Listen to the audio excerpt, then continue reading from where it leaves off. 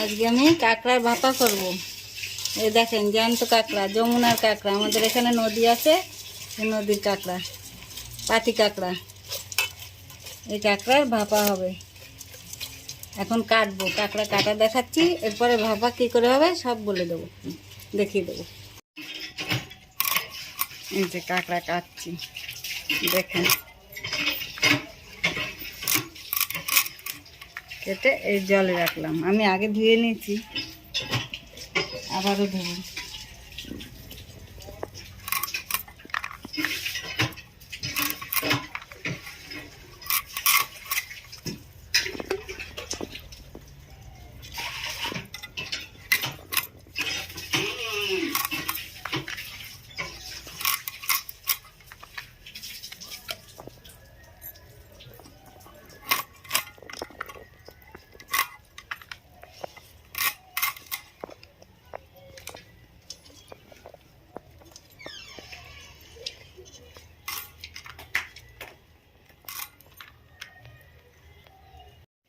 এই দেখেন কাঁকড়া কাটা হয়ে গেছে, এবার আমি ছাড়াচ্ছি। এই কাঁকড়ায় খাবারের থলি থাকে, এই যে এটা ফেলে দিতে হয়। এবার এই ঘিলুটা এইভাবে নিয়ে নিতে হবে, নিয়ে এইগুলো ফেলে দিতে হবে। এই যে এবার পিছনে একটা খোলা থাকে, এই যে ব্যাস, এবার পরিষ্কার হয়ে গেল। এই রেখে দিলাম।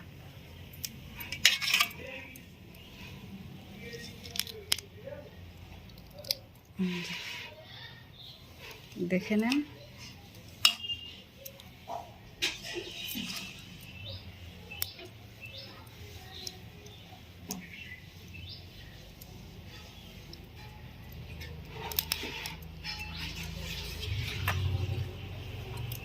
দেখেন কাঁকড়াগুলো কি সুন্দর করে কেটেছি। এই যে এবারে আমি এই কাঁকড়া ভাপা করব কিভাবে, এবার দেখিয়ে দিচ্ছি।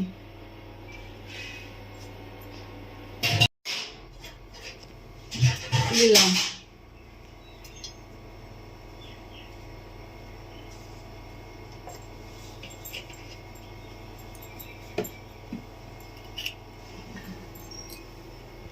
পেঁয়াজ বাটা, দিলাম জিরে বাটা, দিলাম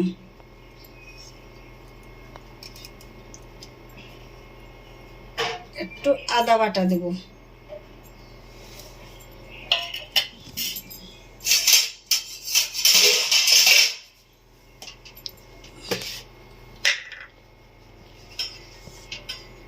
লবণ 1 চামচ,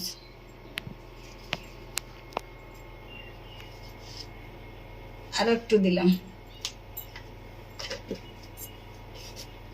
পরিমাণ বুঝে লবণ দেবেন। হলুদ 1 চামচ,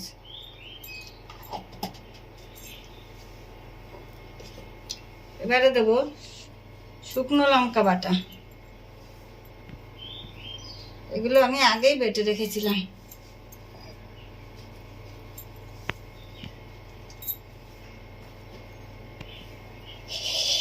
এবার আমি মশলাটাকে হাতে মাখিয়ে নেব, ভালো করে তেলের সঙ্গে মিশিয়ে নেব।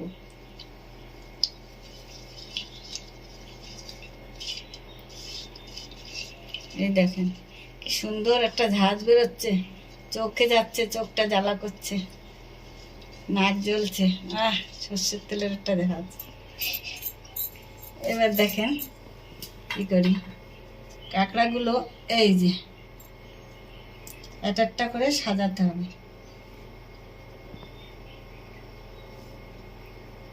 সাজিয়ে দিচ্ছি, দেখে নেন। আর কালোগুলো কিন্তু ঘিলু, ওইগুলো লাল হবে। রান্নার পরে আমি দেখিয়ে দেবো কিরকম হয়।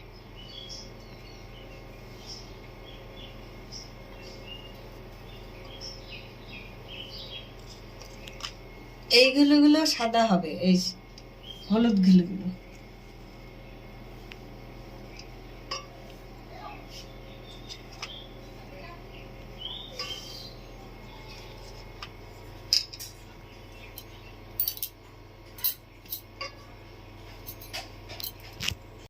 বাকিটা আমি করে নিয়ে দেখাচ্ছি।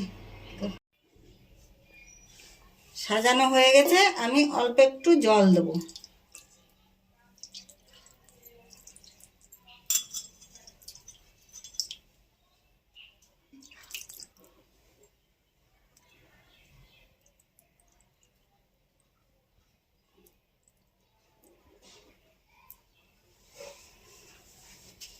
এবারে আমি বসাবো।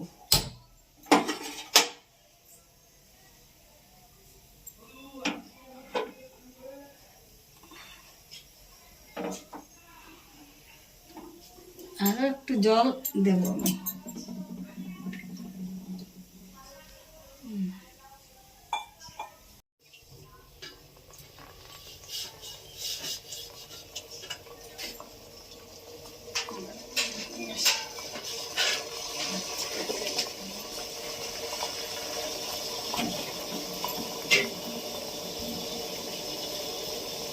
এবার আমি এটা ঢেকে দেবো, কিছুক্ষণের জন্য ঢাকা থাকবে। এই যে আমি আগুন করছি, এই দেখেন ফুটছে। এবার আমি গরম মশলা বাটবো। এলাচ, দুটো লবঙ্গ, এই যে দারচিনি আমি বেটে নেবো।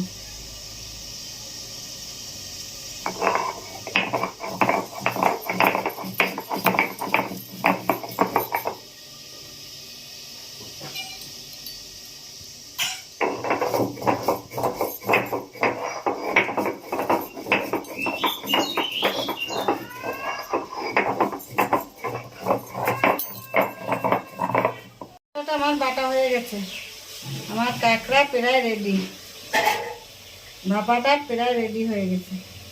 এবার আমি গরম মশলা বাটাটা দেব, দিয়ে নামিয়ে দেব।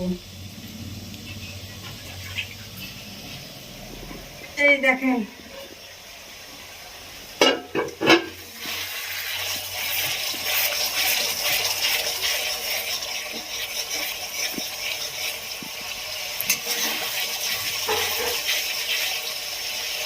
দেখেন ঘিলুগুলো একটাও কিছু হয়নি, ঘিলু সব রয়েছে।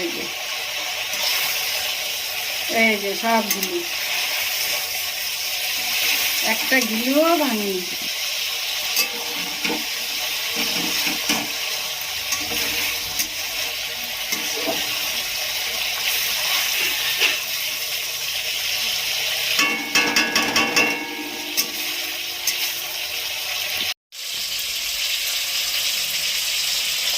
এবারে আমি নামিয়ে দেবো। 10 মিনিটে আমার কাঁকড়া ভাপা রেডি।